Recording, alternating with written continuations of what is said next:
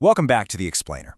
So, if you were with us for our last session, you know we completely broke down the cell cycle and the mechanics of mitosis, really digging into how a single cell divides into two identical daughter cells. But today, we're shifting gears. Instead of looking at how our bodies just grow and repair themselves, we are unpacking a totally different cellular process, meiosis. It's literally the biological blueprint for genetic diversity, and it involves this fascinating set of evolutionary trade-offs that make complex life, well, possible.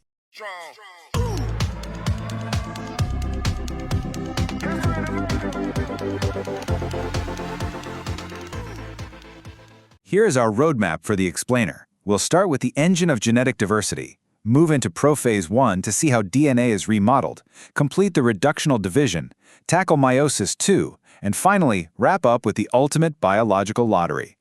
Now, to really grasp the sheer complexity of what we're looking at today, we kind of have to contrast it with something you might already be familiar with, which is mitosis. Mitosis is basically a biological photocopier. It's all about cloning cells directly for basic growth and repair. Like if you scrape your knee, mitosis replaces that skin with exact genetic replicas. But meiosis has a wildly different, significantly more complex purpose. It is the core engine of genetic diversity, and it happens exclusively in our germ cells. So, the spermatocytes in males and the oocytes in females. Okay, let's kick things off with Section 1, the engine of genetic diversity. Every manufacturing process needs raw materials, right? Well, our starting condition here is a single diploid cell. That means it has exactly 46 chromosomes. You got 23 from your mom and 23 from your dad. But the goal of this incredibly complex biological journey is to completely overhaul that starting material. By the time this engine shuts down, it aims to manufacture 4 distinct haploid gametes, with each one containing exactly 23 entirely unique chromosomes. Which brings up a massive biological mystery. I mean, why on earth would a cell intentionally shatter its own perfectly good DNA blueprint? In almost any other cellular context, breaking your own DNA sounds like a catastrophic, potentially fatal error. But as you'll see in just a moment, this intentional destruction is actually the highly controlled, brilliant secret to human uniqueness. That takes us right into Section 2, Prophase 1, remodeling the DNA. So this is where the cell really begins the heavy lifting. Prophase 1 is the longest, most heavily supervised, and hands down the most complicated phase of the entire process. Because so much remodeling happens here, it's essentially an assembly line divided into 5 distinct stages: leptotene, zygotene, pachytene, diplotene, and finally, diakinesis. Having this little timeline in your head is super helpful because the sheer volume of regulated molecular activity happening here is just staggering. Let's look at exactly what happens at each station. We start off in leptotene, where the delicate chromatin threads start coiling into dense, visible chromosomes. And right here is where our blueprint shatters. A specialized enzyme called SPO11 acts like a pair of hyperspecific molecular scissors. It intentionally creates programmed double-strand breaks in the DNA. The cell literally breaks its own genetic code on purpose to prep for recombination. It's initiating damage, but completely by design. Once they're broken, these homologous chromosomes, again, one from the mother and one from the father, have to somehow find each other in the vast, crowded space of the nucleus during the zygotene phase. Once they successfully pair up, this massive protein structure called the synaptenomal complex forms between them. Think of this as a highly precise molecular zipper that locks the maternal and paternal chromosomes perfectly and tightly together, aligning them gene for gene. And that perfect alignment leads us directly to pachytene, which is arguably the absolute most vital stage for generating genetic diversity. Large protein machines called recombination nodules assemble right at those exact breaks that the SPO11 scissors created earlier. They act as molecular welding stations, physically swapping chunks of DNA between the chromosomes.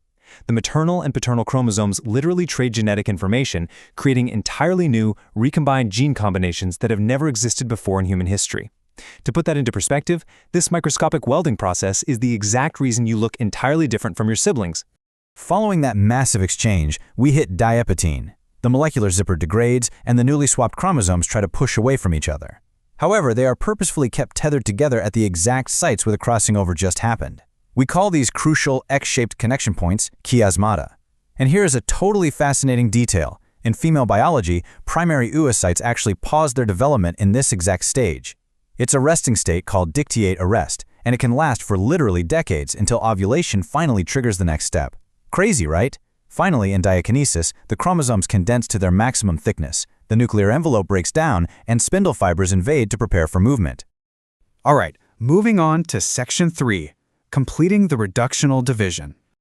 So the DNA is fully remodeled. Now it's time for the mechanical separation of Meiosis I.